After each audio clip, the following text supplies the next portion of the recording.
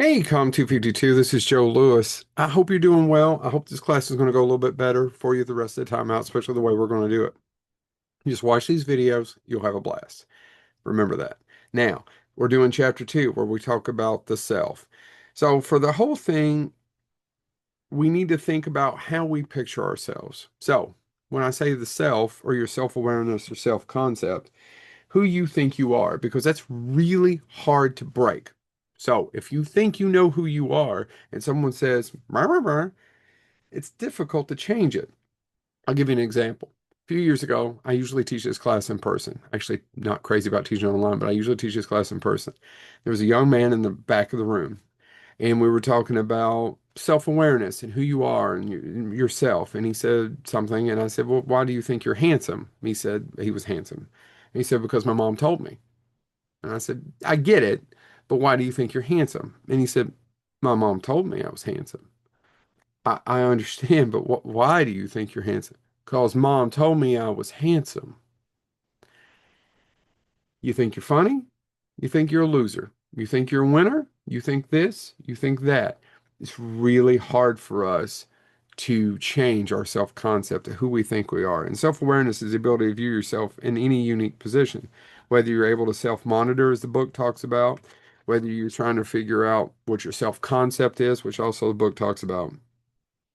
We have different kinds of faces that we wear as we go through, but the self is extremely hard to crack. If you have a concept that you are no good, that's hard to fix. Same thing as if you have a concept of like, I'm amazing, I'm fantastic. I don't know what the rest of you are talking about. That's also hard to fix. And everybody says, a good self-concept, you should have a good self-concept. You should think highly of yourself. Yeah, you should think realistically of yourself because serial killers have a high self-concept. They have high self-esteem. Turns out they don't think they're wrong. A lot of horrible people do. We consider us by creating, when we define our self-concepts, we're considering how others see us. It's called, looking glass self. We get a lot of our self-concept from other people, from your family, from wolves, whoever raised you, right? If somebody told you you're funny once and you got to laugh in class like me, you would think, oh, I'm funny. That's what I'm going to do. I'm going to lean into that.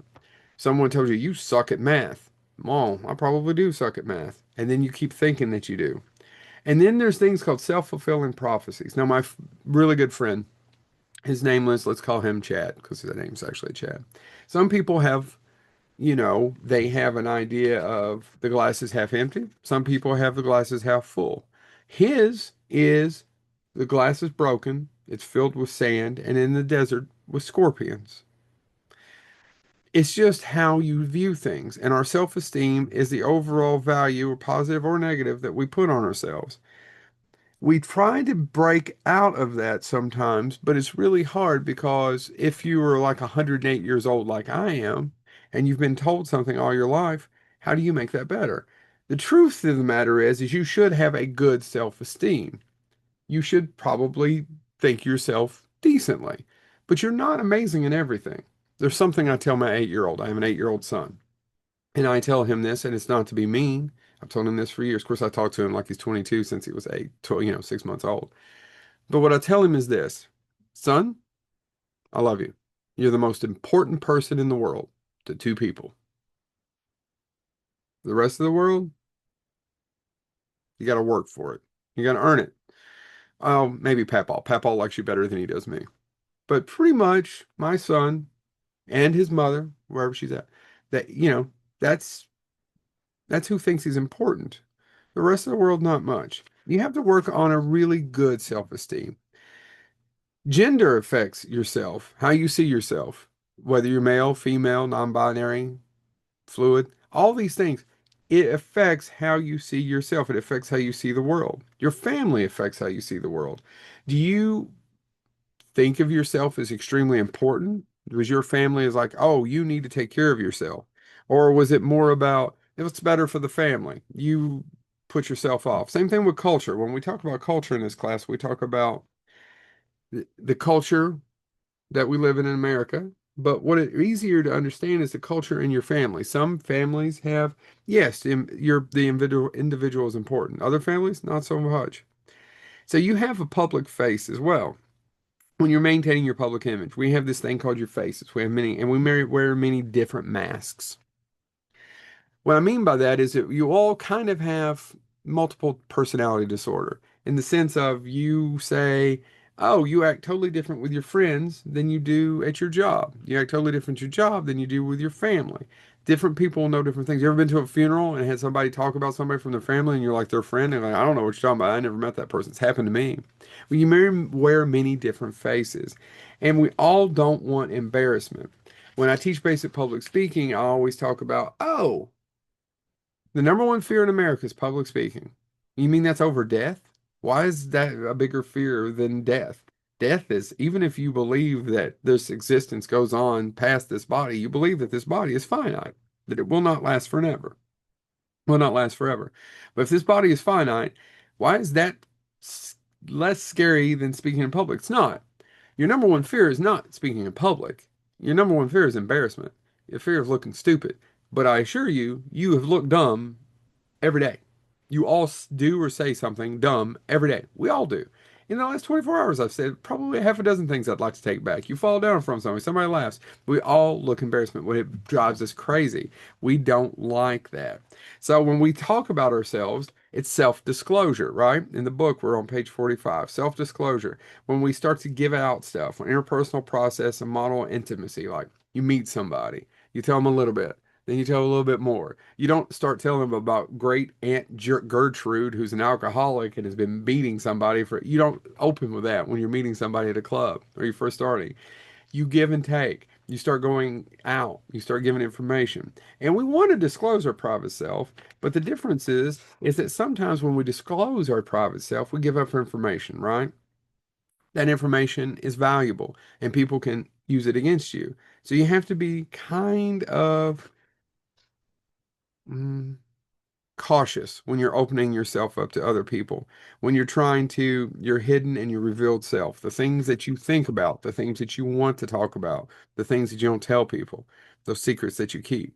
Because every one of you in this class has friends that you've told one thing and another set of friends you haven't. You have significant others, husbands, wives, you have not told everything about yourself.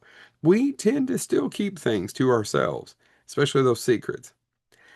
Follow the advice of Apollo. Know yourself. When it competently disclosing yourself is know yourself. Or to quote Shakespeare, or Willie the Shake, as a friend of mine, or as a college professor of mine called him, to thy own self be true. Know yourself. Do you even know who you are? The younger you are, it's the harder it is. The older it is, it's a little easier.